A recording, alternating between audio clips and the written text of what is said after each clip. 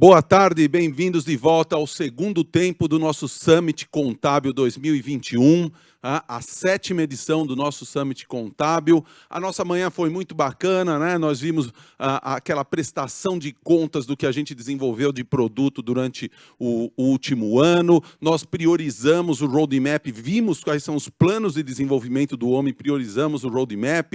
Conhecemos mais a fundo o OneFlow, que é o software contábil fiscal da joint venture da OMI, com todas as empresas líderes de software contábil no país, e ainda de quebra assistimos o preview da folha de pagamento, uma folha de pagamento totalmente autônoma, como você nunca viu antes, a primeira e única folha de pagamento 100% na nuvem no Brasil, que logo vai estar disponível para todo mundo.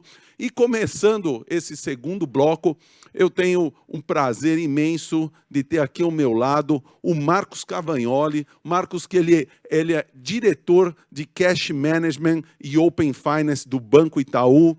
Marcos, bem-vindo.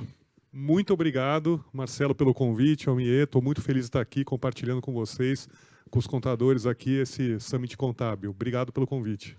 Beleza, cara, muito obrigado pela sua presença, é uma honra ter você aqui com a gente. E vamos fazer um esquenta aqui, né? Falando sobre a nossa economia, né? Que está andando meio de lado, né? Está um pouco suspeito o negócio, né? Eu tenho aqui alguns dados fornecidos pela própria área de pesquisa do Itaú, né? Que tem alguns números aqui interessantes. Caramba, cadê meu óculos? Está aqui? Bravo, né? Vamos embora. Alguns dados interessantes. Primeiro, sobre a projeção de inflação que o Banco Itaú está prevendo, né? Inflação 6,9% em 21, 3,9% em 22. Que você acha disso, cara? Normal, a gente teve esse ano aqui, né? A gente está vendo essa questão inflacionária por alguns repasses, né, iniciais, principalmente devido à questão do setor de serviços. A gente vê uma diminuição para o ano que vem, né, que deve ajudar um pouco em alguns casos, mas acho que é consequência desse cenário que a gente está passando hoje em dia, né? Quer dizer, estamos passando aí 2 anos bem diferentes e a gente vai ter que provavelmente acostumar ano que vem como voltar numa certa possível normalidade. A gente pode comentar um pouco isso, mas obviamente tem alguns fatores ainda para a gente tentar entender do que acontece, né, com variantes, que é a palavra da moda agora do ano que vem. É verdade, né? Isso também influencia um pouco na Selic, que está apontando para cima, né? Já tem uma previsão de elevação fornecida também pelo Banco Itaú para 7,5% até o fim do ano. Isso aí atrapalha demais? Olha, acho que dado, né, ela está vindo com isso principalmente na questão de alguns riscos inflacionários, né, que acho que pressionam um pouco nessa linha, mas a gente entende que já está fatorado no que está acontecendo no ano, né? A gente está aqui num ano que já tem isso carregado nele, então não passa tanto como uma novidade ou um grande impacto para esse final de ano, né? Obviamente, para algumas projeções aí de floats e coisas do gênero tem um impacto, mas é normal, acho que dado o que a gente está vendo que está acontecendo. Mas efetivamente tira um pouco de tração do setor produtivo, ou você acha que ainda não chega a ser tão relevante assim? Eu acho que não tira tanta atração, claro, você tem um pouco de retirada, mas acho que para mim o que vai realmente ditar como é que a gente vai ter esse final de ano, né? E você vê o Dia dos Pais, tem algumas coisas acontecendo que estão apontando para um ano bem interessante, né? O Dia dos Pais passou, acho que o Natal, se eu não me engano, do que aconteceu. Claro que com todos os efeitos da pandemia. Mas eu acho que vai ser muito mais drivado nesse final de ano pelo que acontece na questão aí né, do Covid, de se tem algum outro pico, não tem, como é que vai ser a eficácia de vacina. Acho que para mim esse vai ser o grande ponto que vai passar qualquer outro efeito, né? Se você tiver, vamos imaginar, tudo correr bem, você continua tendo, né, você está tendo diminuições das restrições, quer dizer, aumento de circulação e comércio e serviço bebe disso. Se infelizmente a gente tiver algum outro tipo de pico, você vai ter um aumento de restrição, né? Então acho que a gente tem que fatorar. Depois é até legal falar um pouquinho algumas coisas que a gente tem visto, por exemplo, Israel, né, que está tendo tipo um laboratório ali do que está acontecendo no mundo. E eu vejo que é importante a gente observar um pouquinho isso, né? Como é que está acontecendo essa questão da reação às variantes, de duração da imunidade, né? Quer dizer, a partir de que você tomou uma segunda dose, ou no caso das únicas, de dose única, como é que você segura isso em termos de taxa de imunização, quando tem que vir o reforço, terceira dose. Quer dizer, tem uma série de conversas que vão ter que começar a aparecer, e a dinâmica de impacto disso é realmente o que vai dar o tom agora no final do ano, na minha opinião. Sim, mas eu percebo um tom majoritariamente otimista, né, no que você fala. Porém, por outro lado, o Itaú revisou a projeção de crescimento do PIB de 5,8 para 5,7. Deu uma acertadinha aqui. Não é grande coisa, né? Mas assim, ainda é um ajuste para baixo, né? O que isso quer dizer? Acho que é principalmente devido a essas questões que a gente está olhando de estruturação de como está caminhando a questão de variantes e restrição de consumo que isso aí pode trazer. Tá? Acho que esse fator da equação foi muito pouco falado, né, alguns meses atrás. Ele começou a aparecer, você vê, teve uma abordagem que isso aqui estava mais restrito, começou, né, a ter uma outra onda nos países. Existe uma dúvida de como que os imunizantes reagem a variantes, que é normal, né? Você faz o imunizante prevendo aquela cepa. Depois, quando você tem variantes, você tem que entender o que está acontecendo e evoluir. De certa forma, isso não é, aqui não sou biólogo, né, para falar, mas trazendo aqui as informações, é o que acontece com qualquer vacina, né? Na verdade, se você lembrar uma coisa muito menor que ocorreu, mas que é semelhante, gripe, H1N1, você tem esse efeito, né? Você tem cada ano que tomar uma vacina nova, porque né, os vírus vão mutando e vão evoluindo. Então, a gente vai ter que aprender quer dizer, vai ter que entender essa dinâmica também na questão do coronavírus, né? Perfeito, mas agora tem um outro dado aqui que eu tenho na mão, que esse eu particularmente não enxergo acontecendo, tá? Mas eu não sou economista. Tá? Nem eu, então tá tudo bem. Beleza, então a gente pode falar o que a gente quiser. Pode né? falar. Maravilhosa. Que é uma visão da projeção do dólar, tá? Para o final do ano, de 4,75, para o final do ano que vem, de 22, de 5,10. Aí me parece legal. Assim, o que jogaria o dólar para 4,75? Na verdade, o que está se vendo aqui nessa dinâmica, tá, são principalmente a questão de como é que certas questões ligadas à questão fiscal vão acontecer durante este ano e no início do ano que vem, né, pressões que podem ocorrer nessa linha. Então, ainda tem variáveis aí sendo discutidas, né, como é que se adequa a teto de gastos, eventual questões aí de despesas com precatórios, né, agora ficou uma discussão um pouco grande sobre o assunto, assim, né, para usar um termo, né, menor. Então, é um pouco isso que vai tá ditando um pouco essa dinâmica aqui, tá? Tanto dessa visão de 4,75 como a projeção de 5,10 para o ano que vem. Não, mas eu explico por que eu acho difícil ser por aí, né? Porque se a reforma tributária andar como está se mostrando, por exemplo, com a nova taxação sobre dividendos, né?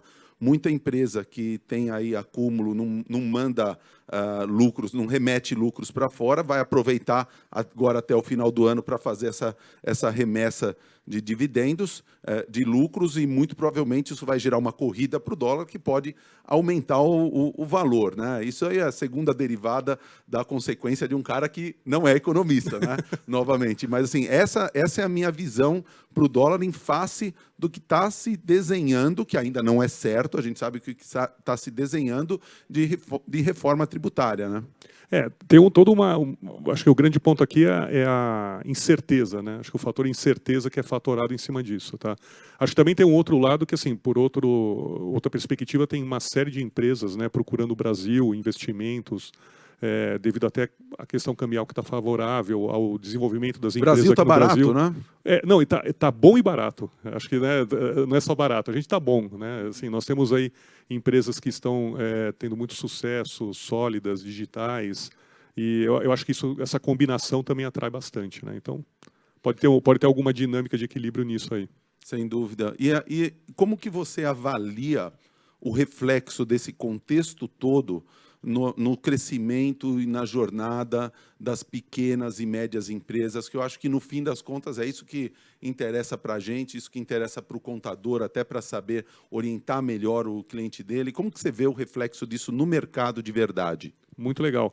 Bom, para o nosso público aqui, né, contadores, eu entendo que vocês têm uma missão incrivelmente importante e que cada vez está se tornando mais importante, que é como você auxilia a empresa, né, como você agrega valor à empresa, em todas as jornadas dela, né? E especialmente pequenas empresas que precisam não tem tanta estrutura e precisam desse tipo de auxílio. O que acontece, sim, tudo que a gente passou nesses 2 anos, né, praticamente aqui de Covid, e provavelmente algum tipo ainda de sequência disso no ano que vem, é que vários fatores de trabalho, de forma de trabalhar e de fazer negócio se alteraram.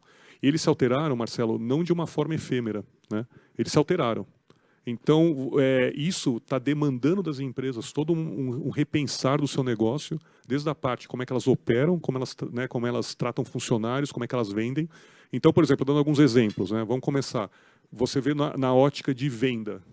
Hoje em dia, não tem mais como uma empresa pensar em sobreviver ou ter resiliência, que a gente fala, se ela não tiver uma parte do negócio dela digital e uma venda por e-commerce. Então, é um ângulo extremamente importante, né? Como você vender, como você ter um canal, pelo menos que seja, quer dizer, não quer dizer que você só tem o canal digital, mas a gente aprendeu que as que tinham, na hora que teve um problema que nem o que aconteceu, conseguiram, às vezes assim, segurou 10% do faturamento, segurou 5%, segurou 20%, mas é o que fez pagar o dia a dia, não perder um aluguel, não ter que entregar o negócio, não perder um negócio. Então, acho que esse ponto é um ponto de profunda reflexão. Como é que as empresas têm que ter toda uma questão de venda e de estar com parceiros que ajudem ativamente na venda e de uma forma resiliente, quer dizer, não é só quantidade. A questão não é se eu vendo 70, né, e vendia 100. Como é que esses 100 estão estruturados? Eles estão em canais, pelo menos uma parte no canal resiliente, se tiver de novo alguma restrição, né? Como é que a mobilidade, como é que a gente, né, continua vendendo? E claro que o e-commerce tem um tom muito grande. Você pode pegar outros ângulos, né? A gente pode falar aqui vários, mas você pega outros ângulos, por exemplo, o ângulo de forma de trabalho. Praticamente se instaurou de uma forma que vai ser difícil voltar atrás o trabalho remoto ou híbrido. Tem certos setores, por exemplo, pequenas empresas também hoje precisam de tecnologia, que você praticamente na área de tecnologia você não consegue mais contratar bons profissionais se não for com oferta remota. Então você vai ter que ter muito mais compra de serviços em nuvem, muito mais oferta de trabalho remoto, isso vai colocar pressões trabalhistas, você falou de folha. Olha, eu acho que se eu fosse contador eu estaria cheio de coisa para fazer, para ofertar. Então, eu acho que você conseguir entender esse cenário de folha, trabalhista, tributário, forma de trabalho, gestão, venda, e conseguir ajudar a tua empresa, ou empresas, a como entender esse cenário e como operar nele, não só no sentido de estruturação contábil dela, mas de parcerias, de como é que com quem ela tem que falar, com quem ela tem que estar para viabilizar esses diversos ângulos, né? E principalmente eu reforçaria a questão do vender mais, vender melhor, vender resiliente. Eu acho que tem um espaço aqui, assim, uma reconfiguração no setor de pequenas empresas que é muito mais crítico do que de grandes. O de grande é normal, uma empresa mais estruturada, ela tem uma área, né, que é muito mais específica, ela vai ter 30, 20, 40, 100 pessoas de uma certa área, né, de finanças, de RH, de contábil. Uma pequena empresa pode ser o dono, né, pode ser a esposa, pode ser o marido, o filho, alguma pequena quantidade de funcionários, quer dizer, você não tem como investir tanto em especialização. Isso coloca na mão do contador, na minha opinião, uma tremenda oportunidade de ser o consultor. Eu diria assim, talvez a gente entre na área do contador-consultor, né? Acho que nunca foi tão importante para o empresário ter um bom contador, tá? Nunca na história do país foi tão importante. Mas vamos mais a fundo nessa questão de vendas e digitalização do negócio, Marcos, porque, como você observou super bem, né? Quando bateu o primeiro grande impacto da crise, quem não estava preparado sofreu muito mais do que quem já tinha um pé na digitalização. E aí a gente fala tanto na digitalização do processo de vendas, em termos de e-commerce, trabalhar com marketplaces, ter outras formas de gerar demanda para o seu negócio, quanto de digitalização física do próprio negócio, ou seja, você está com a sua operação na nuvem, você está com um software de gestão na nuvem, né? Você poder operar de qualquer lugar, você não depender de ir para o escritório, né, para poder pagar um imposto, para poder emitir uma nota fiscal, né? Se o seu negócio está local lá, isso fica difícil. E as empresas que estavam mais bem preparadas sofreram um pouco menos, mas também sofreram, né? E esse impacto veio muito rápido. Logo em seguida, a gente percebe uma corrida de todo mundo rumo à digitalização, e, mais recentemente agora, a gente vê uma desaceleração do crescimento do e-commerce, com a reabertura do comércio normal, e aí o pessoal, de novo, vai arrefecendo um pouquinho essa digitalização. E eu acho que aí tem uma armadilha, né? Porque você estava num extremo, de repente você gravita para o outro, mas, cara, tem um bom lugar aqui, né? Onde você tem que deixar um pé em cada um, e não é porque deu uma reabertura você tem que largar esse processo de digitalização do seu negócio, né? Você falou algo que é perfeito. O termo que eu uso para isso é resiliência de negócio. Acho que os contadores, talvez uma grande missão, e eu, de novo, reforço aqui, tá? É a visão do contador-consultor. Acho que esse é o grande espaço que tem aqui para o ecossistema que a gente está conversando, né? Quer dizer, eu não estou só fazendo um serviço para a empresa, eu estou agregando valor para ela. Quando você olha essa jornada toda da empresa, que nem você falou, vai desde a compra, né? Vai ter a operação e a venda. Essa jornada tem que ser resiliente. Acho que essa é a grande palavra que que você falou, é uma armadilha, né? As pessoas tendem a esquecer rápido, mas as pessoas viram o preço da não resiliência. Exatamente. Então eu entendo que tem um espaço muito grande para, nesse momento, cada um de vocês poder levar para as empresas e falar, olha, você não vai perder nada mantendo a resiliência. Primeira coisa, né, se você mantém esse foco, você fica, que nem você falou, com processos mais ágeis, menos custo de imóveis, né, de imobilizado. Você está com um processo desde compra, operação, emissão de nota fiscal, gestão tributária, gestão financeira. Você está com ele na nuvem e você está com ele remoto, ou seja, se amanhã você precisar todo mundo correr para casa de novo, funciona. Você consegue ter documentos críticos digitalizados, né? São as variantes, né, que estão por aí. A gente não sabe o que vai acontecer. Então essa resiliência tem que ser mantida, que nem você falou. Acho que tem claro, né? Uma coisa assim, eu falo assim, uma coisa é você ser obrigado a ter que vender tudo remoto, você é obrigado a não sair de casa, todo mundo odeia. Outra coisa é, isso passa a ser uma opção inteligente, né? Então é um primeiro ponto. E outra, pode acontecer alguma outra variante, algum outro episódio desse tipo, infelizmente a chance é que exista. Então, eu entendo que essa resiliência, essa digitalização de processo da empresa, ela tem que ser implementada, porque ela ganha, caso tudo corra bem, e caso corra mal, que é a resiliência, você tá forte. Tá? Então, eu acho que tem um espaço aqui incrível para manter esse ótimo meio ponto que você falou. Tá? E para mim, não tem como você fazer isso se não for via uma estrutura que você consiga operar em nuvem, de forma remota, né, que você, de novo, você tem que estar preparado para, se todo mundo tiver que correr para casa amanhã, você continua funcionando. Né? Maravilha. Eu acho que isso daqui dá o gancho perfeito para o ponto que eu queria entrar com você agora, né? Porque nós vimos que os negócios tem que se transformar para essa nova realidade, tem que se digitalizar. Os contadores têm que se reinventar também, assim como os clientes dos contadores. Os contadores têm que se reinventar para se tornarem cada vez mais consultivos, mais estratégicos para o seu cliente. E os bancos? Né? Parece que os bancos também têm que fazer algo além do somente banco, né? O que você me diz sobre isso? Bom, a gente aqui é prova disso, né? A gente entende que, né, nesse processo de transformação, na verdade, todo esse questionamento, né, de mudança, ele ocorre faz tempo. O que acontece é que quando você tem um evento infelizmente, grandes tragédias mexem muito, né, a humanidade. Então, você tem uma série de coisas que são aceleradas. Sempre se falou de digitalização, sempre se falou, né, já estava uma conversa dos bancos de tentar agregar mais valor. Acho que todo profissional quer agregar. Como teve um evento desse que em 2 anos forçou todo mundo aqui a pensar coisas que não eram, né, que talvez estivessem no backlog para 5 anos, isso acelerou. Né? E só te fazendo um paralelo, uma coisa assim triste, mas interessante, grande parte de todas as metodologias de contingência que existem hoje foram, na verdade, criadas, infelizmente, devido ao que aconteceu no 11 de setembro, em 2001. Sim. Porque todas as empresas, de repente, tiveram que fugir dos prédios, porque não sabia se ia ter atentado e tal. E aí todo mundo uma hora olhou e falou, não, mas peraí, eu só sei trabalhar daquele prédio. E aí, todos os aviões estavam no chão, você não ficou lá uma semana. Foi a partir disso que começou, não, peraí, você tem que ter um site de emergência. Antes disso, nenhuma empresa tinha site de emergência. né? Então, o que aconteceu? Naquele momento, várias empresas começaram a falar, olha, eu preciso ter, sei lá, X% dos meus lugares, né, em um outro local de fácil acesso, porque se a Avenida Paulista ficar bloqueada, ou cair um avião, ou desabar um prédio, eu tenho que continuar trabalhando. Então, se criou todo um conceito novo, infelizmente devido a uma tragédia, mas que era algo necessário. A mesma coisa, o Covid, a crise que a gente está passando, está forçando uma série de coisas, né?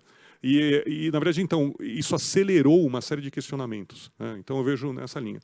Pegando como é que esse contexto impactou os bancos já estavam, né? O Itaú já estava numa linha muito forte de falar, poxa, como é que eu agrego mais valor, como é que eu expando aqui a minha visão para agregar valor no negócio do cliente, né? Com o cliente no negócio do cliente. Então, é justamente um pouco do que a gente está aqui conversando a respeito, né, da parceria, que é começar a falar, poxa, eu preciso ajudar o meu cliente a operar melhor, eu preciso ajudar meu cliente a ter essa resiliência, eu preciso ajudar meu cliente a estar vendendo mais, eu preciso ajudar meu cliente a comprar melhor, eu preciso ajudar meu cliente a comprar com menos custo, né? Que a gente fala do vender, mas a ponta aqui também, né? Ninguém vende o que você não comprou algum insumo, né? Você tem que transformar algo, seja desde pessoas ou matéria-prima.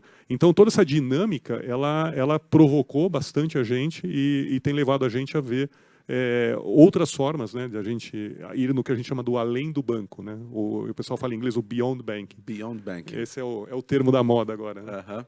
Legal, mas assim, qual foi o processo que levou o Itaú a chegar à conclusão que um caminho de executar isso era oferecer um ERP, um software de gestão para os seus clientes PJ? Perfeito. O processo, o que a gente fez, né? Foi uma coisa bem interessante. A gente tem já há vários anos focado muito em entender com o cliente, né? Esse conceito é importante. A gente mudou muito a visão do para o cliente, não, é com o cliente. Entender o que tem nessa vida dele, né? Qual que é o fluxo da jornada dele. E, na verdade, a jornada financeira ela é um pedaço, né, dessa jornada toda que o cliente tem. E a gente entendeu, poxa, o ERP, o sistema de gestão, ele está numa parcela muito maior dessa jornada, né? Ela está numa, que nem falou, você pega desde o fornecimento, desde do planejamento de compra, de ordem de pagamento, quer dizer, na projeção de venda, na folha de pagamento, quer dizer, você tem toda uma amplitude de pertenência na vida do cliente muito ampla no ERP. E a gente falou, poxa, faz sentido a gente, como Itaú, né, mais do que como banco, aqui tirando a restrição, digamos assim, conceitual do que é banco, a gente falou, poxa, como empresa que quer estar junto com o cliente, quer aumentar a venda, quer facilitar, a gente procurar aqui parcerias que pudessem viabilizar isso, né, e a gente poder levar esse benefício para o cliente. E aí que começa a nossa jornada. Maravilha. E uma outra questão que eu queria saber, assim, a visão do Itaú, como que se encaixa nisso tudo, é o seguinte: nós percebemos um movimento por parte do regulador do Banco Central no sentido de quebrar monopólios, de criar competitividade e, no fim do dia, diminuir custos e tarifas para os consumidores, sejam empresas, sejam pessoas físicas. E ele começa a criar mecanismos onde lojas podem atuar como bancos, empresas de software podem atuar como bancos, como financeiras, e meio que isso é a fintechização, né, do mundo, né? De repente, todo mundo quer ser um banco digital, todo mundo quer ser uma financeira digital. Isso daí, como que é entendido por um grande banco incumbente como o Itaú? Como que é vista essa grande mudança que é drivada lá, derivada de mudanças colocadas pelo regulador, pelo Banco Central? Muito legal. Primeiro, assim, eu acho que isso aqui não é um fenômeno do Brasil. Todos os reguladores do mundo, na verdade, até antes do Brasil, né, começaram a se mover nessa questão de transformar o ecossistema. Então, você tem as iniciativas da Europa, PSD1, PSD2, Austrália, né, o novo sistema de pagamentos na Austrália. Quer dizer, você tem grandes movimentos interessantes acontecendo no mundo. E o que eu acho que foi muito feliz aqui no Brasil é que o nosso regulador ele foi capaz de ler isso que estava acontecendo, ler a realidade brasileira e trazer uma provocação para fazer algo acontecer. Então, daí que veio o Pix, Open Banking, novas estruturas aí como empresas de pagamento, sociedades de crédito digital, SCP, etc. Então, eu vejo isso de uma forma muito positiva. Quer dizer, a a inovação é necessária para mudar todo mundo, ela reconfigura o ecossistema, né? E na visão do Itaú, a gente não se vê hoje mais como um banco incumbente, sabe? A gente vê muito mais assim, um banco, uma empresa que está focada, que está tecnológica, que está junto na jornada do cliente, que está expandindo as suas fronteiras, né? Falando, poxa, então faz sentido uma parceria com a Omie, quero agregar valor para o cliente, vou procurar um parceiro que faz sentido, que agrega valor, até pensando numa forma mais descentralizada, né? Não naquela forma tão monolítica, não tão vertical que nem naturalmente se pensava. Então a gente vê de uma forma positiva, como uma força de transformação, uma força que está nos provocando e ajudando a gente a se transformar para levar valor, né, para o cliente. E eu acho que ainda isso aqui só começou. Tá? A gente está numa fase, na minha opinião, ainda muito de adequação de regulamentação. Então, quando você fala, por exemplo, desde um PIGS, Open Finance, né, que está mais em moda agora, o que você vê é praticamente muita regulamentação saindo ao mesmo tempo. Então, tem uma carga um pouco pesada, né, de sincronicidade e paralelismo de regulações. Mas, assim, basicamente, o ecossistema se adequando a elas. E o que você vai ver nos próximos anos é, uma vez o básico sendo entregue, que é o que está na lei, né, as empresas, o ecossistema vão começar naturalmente a construir coisas de maior valor agregado. Isso é positivo. E aí, pegando esse gancho, nessa linha que você falou, é natural que players, né, essa nova estrutura, então, quando você pega tecnologias como Bank as a Service, né, você entregar serviços financeiros de uma forma serviçada, né, como tecnologia, você ter o Open Finance, você ter discussões, por exemplo, como o Pix, isso possibilita uma série de players nesse ecossistema falarem, poxa, eu também posso participar dele. Então, da mesma forma que o banco pensa, poxa, eu posso levar um ERP para o meu cliente, o ERP pensa, eu posso levar um banco. E isso abre cenários para várias parcerias, né? Então, tem com varejistas, tem com empresas de ERP, com empresas de tecnologia. Eu acho que isso aí vai amadurecer muito. Tá? O que eu vejo, assim, claro, você tem um contraponto importante, que é assim, você tem que ter um modelo sólido, né, que permaneça.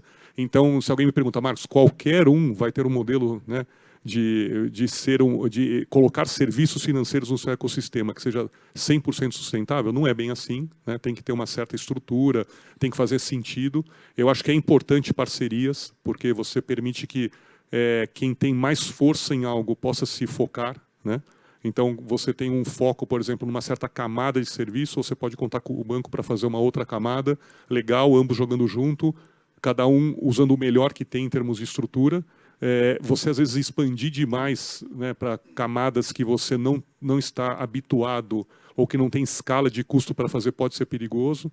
Então, eu vejo assim, Marcelo, eu vejo que vai ter ainda alguns anos de crescimento e vai ter depois um momento de consolidação, de... Tipo, vamos entender quem fica. Depois que passa a modinha, né? Exato. A gente está no início da moda. Se fosse fazer uma curva, a gente está na curva de início de moda. Por isso que eu recomendo, aproveitem com bons parceiros, com parceiros sólidos, esse início, porque é importante, você se move, mas parceiros sólidos, com muita segurança, com muita estrutura. Alguém que vai estar com você daqui a 5 anos, né, que não vai dar o famoso voo de galinha. Né?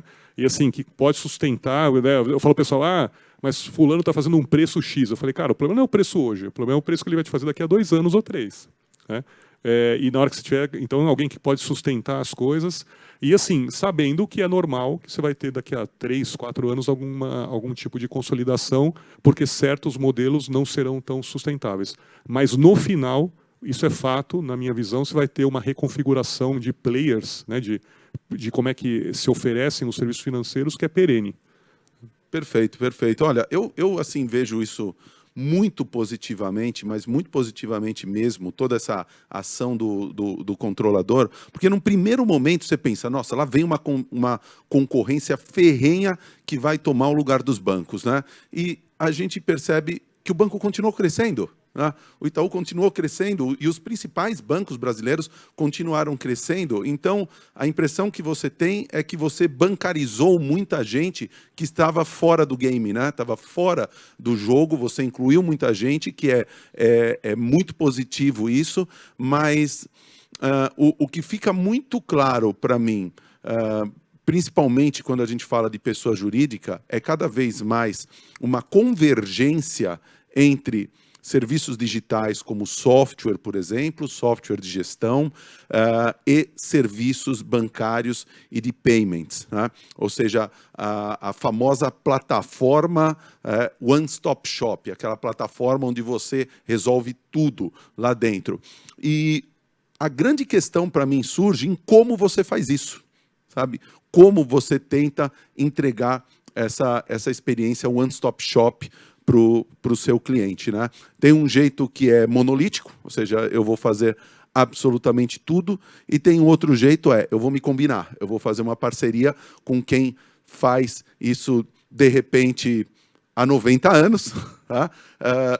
E provavelmente já conhece esse game muito melhor do que eu, né? Então, como que você enxerga a criação de parcerias estratégicas como essa que a gente firmou entre OMI e Itaú, né? Não é segredo que isso foi um ano, né, para a gente sair do outro lado e desenhar a 4 mãos o que hoje a gente tem, mas você vê como construção interna o quê, como parceria o quê na criação desse novo ecossistema digital para as empresas brasileiras? Muito legal a tua pergunta. Acho que cada empresa, você passa pelas crises ou pelas transformações, sempre se questionando quais são os seus, para usar uma palavra moderna, seus superpoderes, né? É isso que, no fundo, você faz. Seja um profissional, seja uma empresa, qualquer, né? Um banco, o que for. E, nesse processo, você tenta entender essa reconfiguração que está acontecendo nessa ótica, né? E eu vejo que a conversa que a gente, né, teve, tudo que a gente está fazendo agora com o Itaú Meu Negócio, Powered by OMI, né, e a oferta toda conjunta, ela está sendo feliz porque ela está respeitando essa lógica, que é muito poderosa. É tentar entender o que a gente é mais forte, o que você é mais forte, poxa, e para o cliente. Acho que essa ótica é importante, porque senão você podia pensar, olha, eu, OMI, né, quero oferecer isso, eu, Itaú, quero oferecer aquilo. Mas na hora que você puxa numa ótica do cliente, fala, peraí, o cliente, ele quer menos trabalho, ele quer alguma coisa mais simples, ele quer um preço melhor, ele quer algo que no processo de trabalho dele esteja mais natural, né, que ele tenha que trocar menos de telas. E algo que, se você fizer uma reflexão pessoal, é o que você quer também, né? Às vezes o pessoal quando a gente conversa sobre isso, eu falo, gente, olha na tua própria experiência. Por que você gosta de certas experiências? É porque elas reduzem teu tempo, né? O ser humano é muito sensível. Eu falo a logística, né, no sentido amplo. O que é isso? É tempos e movimentos, falando, né, palavras antigas. O que é? Qualquer coisa que economiza o que você se move ou que te salva tempo, pode ser consciente ou não, você ama. Né? E eu falo assim, pessoa jurídica, né, é aquela história, ainda mais pequena empresa, né? Pessoa jurídica, eu brinco assim, é uma entidade, né? Porque a pessoa jurídica é uma entidade, é como se fosse uma coisa espiritual, né? Na verdade não existe. O que eu falo que existe um ser mágico, né, que escreve algumas palavras mágicas num papel, assina, manda lá num órgão e nasce uma pessoa jurídica. Esse ser mágico é o contador, né? Que Exato, abre a empresa. Ele boa, cria um ser. É um ato de criação. É um Eu ato nunca de pensei criação nisso. de Parabéns, ser. contador. Você faz um ato de criação. Mas assim, né? Aquela história, por mais que o ato de criação, né, pertença a você, contador, a empresa em si, né? Eu falo assim, é uma entidade, né? Vocês criaram uma entidade. No fundo, são pessoas que estão por trás, né? Uma empresa é um conjunto de CPFs. Eu falo, qualquer CNPJ é um conjunto de CPFs trabalhando junto. Então, a empresa também gosta de otimização do seu tempo e dos seus movimentos. Por quê? Porque as pessoas que estão nela gostam.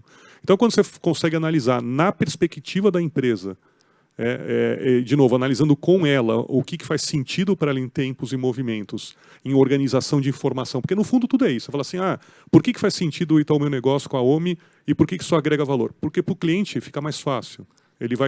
Você vai conseguir operar de uma forma mais fácil. Você tem que mudar menos telas. Você, o contador, vai conseguir levar para o teu cliente uma solução que para ele fica mais tranquila, para você ficar mais produtivo.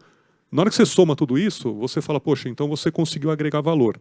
E acho que a grande chave é ter uma profunda reflexão do que você tem de competências mais fortes. E eu acho que toda vez que você tenta esticar demais a sua competência, você começa a ficar mais fraco. Eu falo que nem... Perfeito. Se você olhar na história da humanidade, né, eu gosto de história, as grandes derrotas dos grandes chefes militares acontecem quando? Quando eles expandem além do ponto. A fronteira fica fraca, né, vem aquele bárbaro ali e invade ali e quebra. Então, eu vejo que dessa forma você cria fronteiras, e quando eu digo fronteiras aqui não é físico, né, no sentido de valor para o cliente, que quando você combina duas competências muito fortes de uma forma harmônica, você consegue agregar um valor fácil. Excelente, excelente. Marcos, você sabe que assim, a gente ouve muita teoria da conspiração por aí, tá? Então, quando a gente lançou a nossa parceria, eu ouvi coisas do tipo: o Itaú comprou a Omi, né? O Itaú vai acabar com a conta que a Omi tem dentro do software, que é o Omi Cash. A gente ouviu um monte de coisas assim.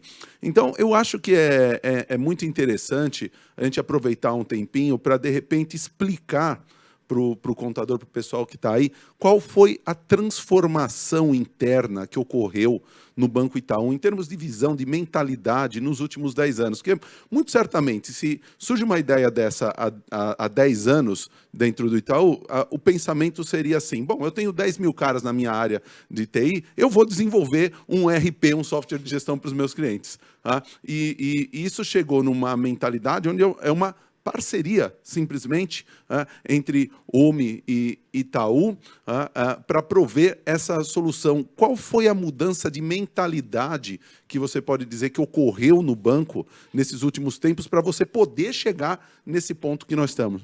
Muito legal a tua pergunta. Eu acho que eu vou tentar respondê-la na minha ótica, que é uma ótica interessante. Eu estou há 2 anos no Itaú, tá? Praticamente 2 anos.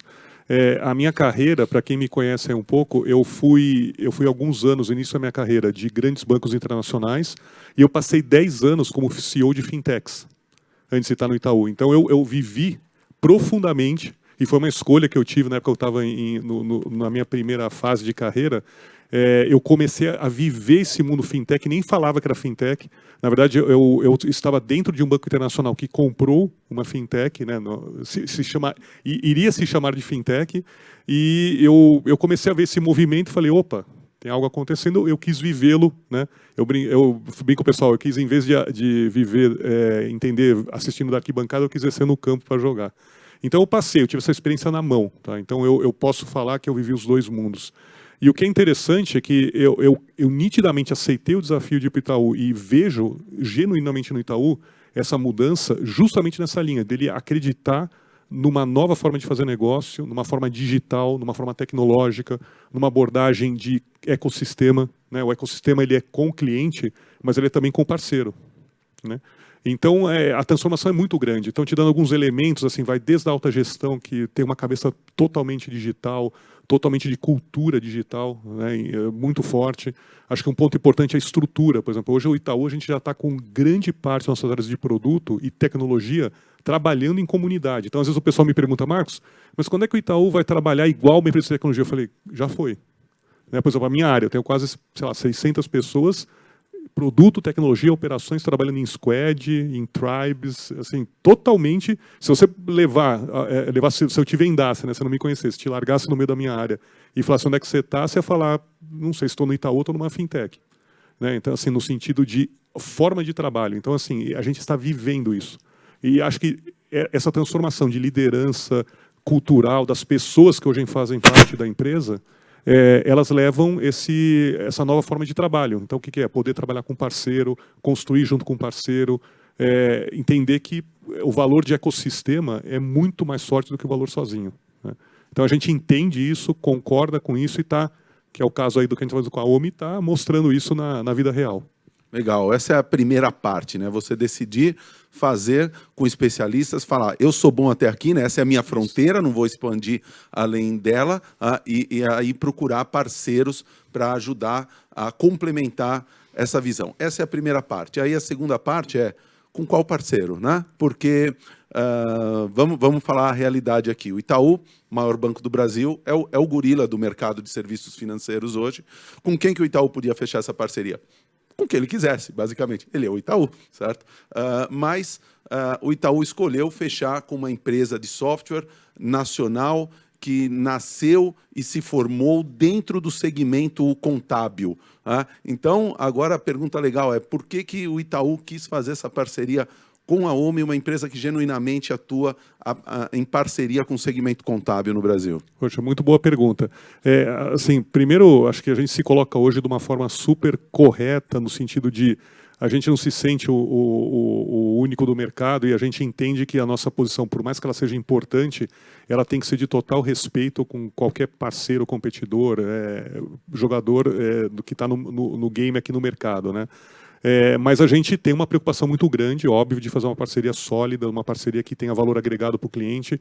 E acho que a grande questão, né, e a gente gostou muito dessa jornada que a gente tem iniciado com vocês, né, porque ainda, por mais que faz um tempo que a gente está falando, é início, né, realmente assim, primeiro acho que alinhamento de valores, né, coisas, quer dizer, nós estamos preocupados ali, ambos, em levar um valor agregado para o cliente, para o contador. A gente gosta muito dessa abordagem que vocês têm, né, com a visão aqui para o contador, porque a gente entende que é o elo, esse grande elo para a empresa, e, de novo, para mim talvez o primeiro e único consultor que a pequena empresa vai poder ter, né? Então, assim, Perfeito. acho que é um valor absurdo que tem hoje e a gente acha que essa visão do contador-consultor cresce 1000 vezes mais no futuro. E da OMI, assim, o modelo de negócio de vocês, forma como vocês tratam o ecossistema, qualidade do produto, né? Você é um cara legal, que também é importante, né? Senão ninguém...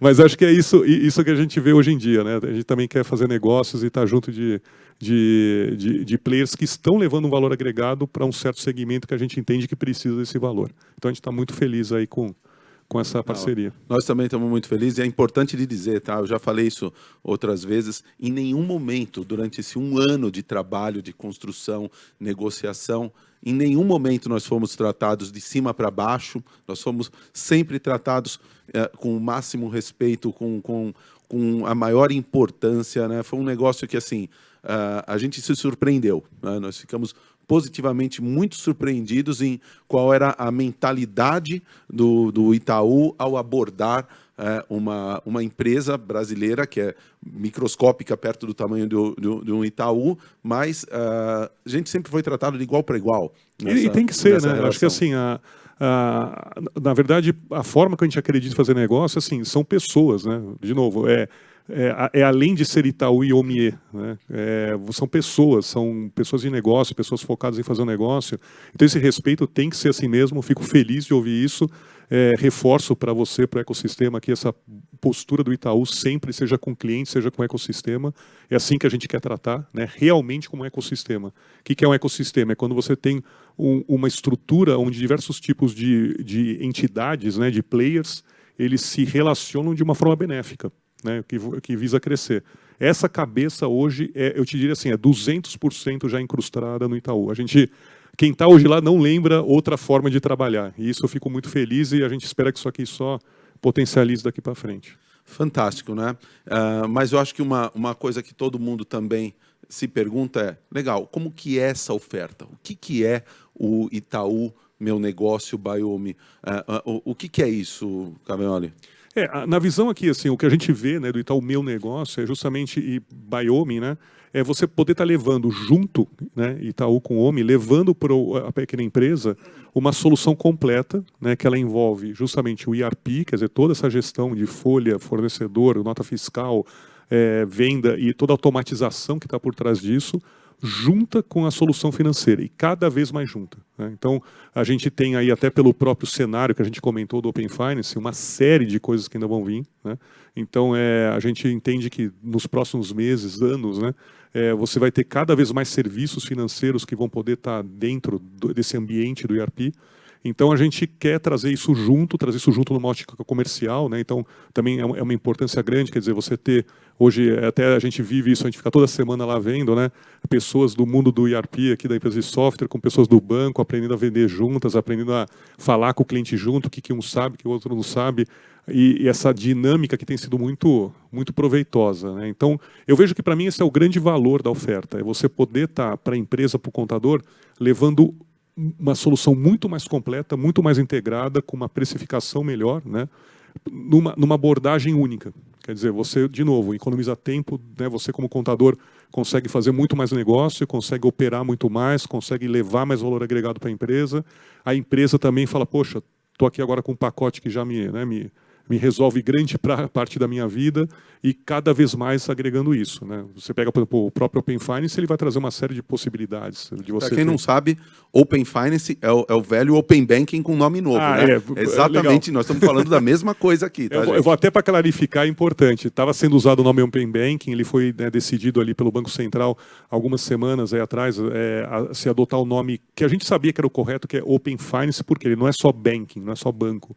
No escopo no Brasil, ele envolve banco, envolve seguradora, envolve fintechs, envolve câmbio, envolve investimentos. Então, o termo Open Finance é mais propício ao que a gente faz. É muito mais abrangente, né? É abrangente. Em certos países já está se falando OpenX, que é, na verdade, dados não financeiros, né? Então, uma hora você vai integrar conta de luz, conta de água, conta de telefonia. Isso a gente já faz aqui.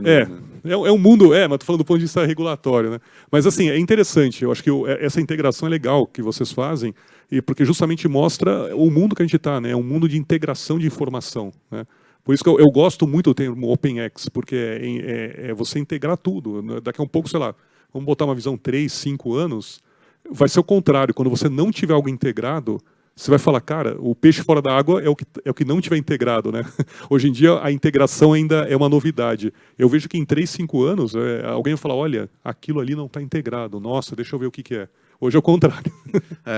Isso nós falamos a manhã inteira sobre isso aqui, Marcos. É o que a gente está chamando aqui dessa super via da informação, onde clientes, fornecedores de uma empresa estão integrados com esse cara. E tudo isso está numa super via de informação, onde o banco, o governo, o contador, todo mundo está compartilhando uma mesma versão de dados. Então, não existe mais assim input manual. A tendência é desaparecer esse negócio de eu tenho que lançar uma conta a pagar no meu sistema. Espera um pouquinho. Já está lá, né? Alguém prestou um serviço para você, emitiu uma nota de serviço, a gente captura na prefeitura. Por isso que eu falei, o governo está nessa mesma supervia. Não é só a nota fiscal eletrônica ali você enviar e autorizar para o governo. É todo o restante, né? Você também capturar informações do governo, você capturar um diagnóstico fiscal também do que está acontecendo dos sites governamentais, né? E também o contador, ele não ter mais dúvida de que o número que está no contas a pagar, que está no banco e que está naquela conta de energia elétrica é o mesmo. E isso vai liberar o tempo para o contador consultor. Né? Nós não combinamos isso. Nós não combinamos isso. Juro que não está combinado, hein? É isso aí. Vai liberar o tempo para ele ser o consultor. Para mim, esse é o canal. Tá? Que ele precisa ser, que o cliente merece. Nós não combinamos isso. Não, eu juro que a gente... Está jurado aqui nas câmeras que a gente não combinou. Mas é fato, né? Porque na hora que você não tem que ficar gastando o teu tempo, que é escasso e tem valor, para não ficar batendo o dado, você libera, começa 10%, 20%. Tem uma hora que, se você cuida de X empresas, você vai cuidar de 2X, 3X. E o que é legal, não é só a quantidade de empresas, é o valor agregado. Né? É realmente falar, poxa, eu, empresa, estou tendo o meu primeiro... Eu sempre fico com isso na cabeça, me veio muito aqui quando eu comecei a falar, também não foi combinado. Mas assim, o contador talvez seja o primeiro e talvez único consultor que uma pequena empresa possa ter. E talvez seja o que ela precisa, né? Ela não vai precisar. Perfeito. Olha, voltando aí às teorias da conspiração, né? Eu vou falar coisa que eu já ouvi por aí. Tá? Esses caras querem acabar com a contabilidade. Pelo contrário, gente. Pelo contrário, a gente quer acabar com esse trabalho manual, braçal, cheio de erros, que você tem que perder seu tempo para você poder usar o conhecimento contábil para algo muito mais útil, né? Você ser relevante como parceiro estratégico do empresário, aquele cara que está do lado dele para ajudar ele no crescimento e não ser só o cara que está lá fazendo input de dados. Se para você a contabilidade é ficar fazendo input de dados, então realmente, a gente vai acabar com isso. Tá? Se para você ser contador é se reposicionar como o cara que é o grande parceiro que vai ajudar o empresário a realizar o sonho dele. Tá? Você é um realizador de sonhos, você vai ajudar esse cara a chegar no objetivo dele. Tá? Aí você está sendo contador, aí você está executando a essência da ciência da riqueza, que é a ciência contábil, você não acha? Olha, lindo o que você falou, gostei. Mas para mim essa linha, tá? É realmente você ter uma ressignificação, né, da profissão através das ferramentas.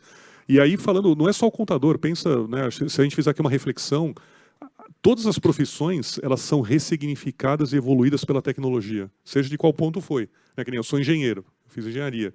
O engenheiro, né, é aquela história. Eu vou contar até uma anedota aqui. Eu sou muito ruim de desenho técnico, né? E assim, eu repeti, né? Uma das matérias que eu repeti lá quando eu fiz poli era, cara, desenho técnico era sofrimento para mim. Eu tenho um problema, não consigo desenhar nem com régua T, compasso.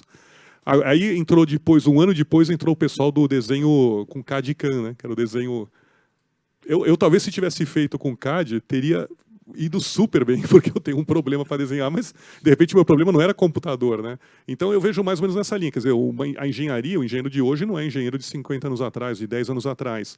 Não é o administrador, não é. O profissional de tecnologia, isso é interessante, né? O profissional de tecnologia, ele está evoluindo, porque o que acontece? A gente tem discutido muito isso, você tem hoje toda uma forma de programar diferente, né? Você tem linguagens muito mais avançadas, você tem o no-code, o low-code, você tem as bibliotecas, quer dizer... Não, antigamente nós éramos escovadores de bit. Não, perfurador de cartão, né? Lembra? O programador já foi perfurador de cartão, né? Você tinha que ficar... Isso eu não sei do que você está falando. Não, eu não perfurei, eu não cheguei a perfurar, mas meu pai me falou...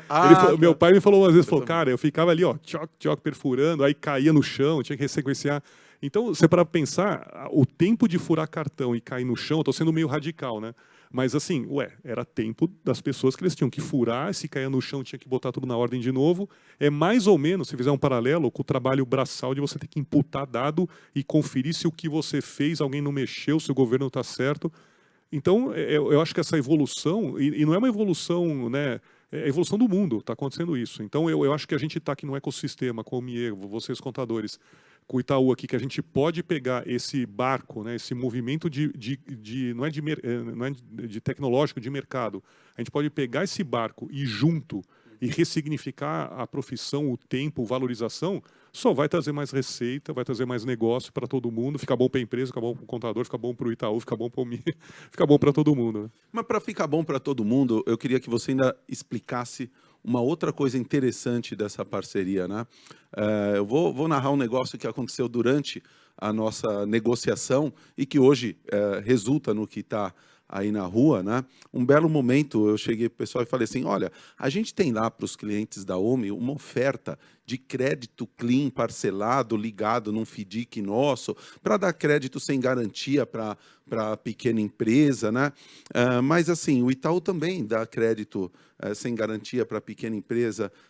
Um cliente que o Itaú me traz, eu posso oferecer essa minha linha de crédito? E a resposta, incrivelmente, foi, pode, tranquilo. Né?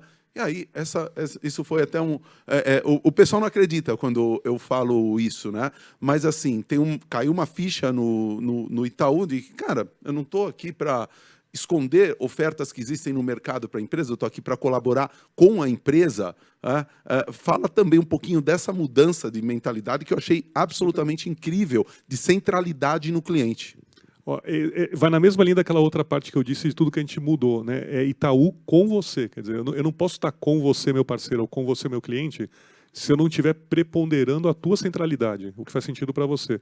E a gente, é o que eu falei, hoje assim, 200% ali dentro de casa, quem está lá hoje tem a cabeça de que é assim que se constrói uma parceria, assim que se constrói um relacionamento, é assim que se ganha mais dinheiro, porque se eu estou com esse tipo de abordagem, você vai trazer mais negócio para a gente, vai fazer mais negócio junto. Então, assim, eu fico feliz, né? Espero que você nunca mais se espante, que esse seja o normal, né? E que todo o ecossistema veja dessa forma. Mas é assim, a gente acredita que a forma de fazer é com o cliente, é com os dados do cliente, é pensando esse 360, entendendo o comportamento, é criando valor junto.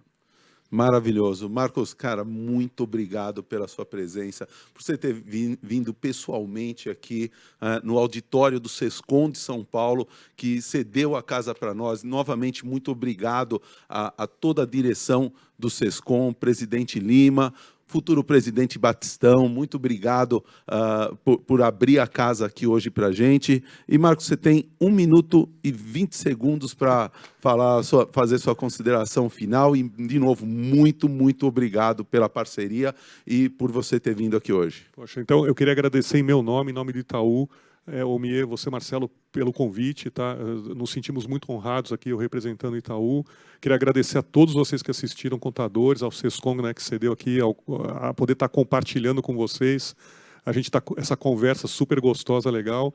Empolgação total nossa com o Itaú Meu Negócio, by Omier. Então, a gente só está começando, a gente está decolando aqui a parceria, tenho certeza que ela vai transformar, nossa missão aqui é transformar a realidade de vocês, agregar valor, a gente poder levar esse valor agregado para as empresas, também a gente quer que as nossas empresas sintam isso e estejam mais resilientes, estejam vendendo mais, estejam usando o tempo delas de forma melhor, né, para pensar produtos, negócios, para vocês ajudarem em planejamento financeiro, em estruturação tributária, em coisas de valor agregado, cada vez menos no que não agrega valor. Tá? Então, a gente está muito feliz, te agradeço aqui novamente pelo convite, adorei o papo. Perfeito, maravilhoso. Obrigado, Marcos. Valeu. Valeu. Valeu.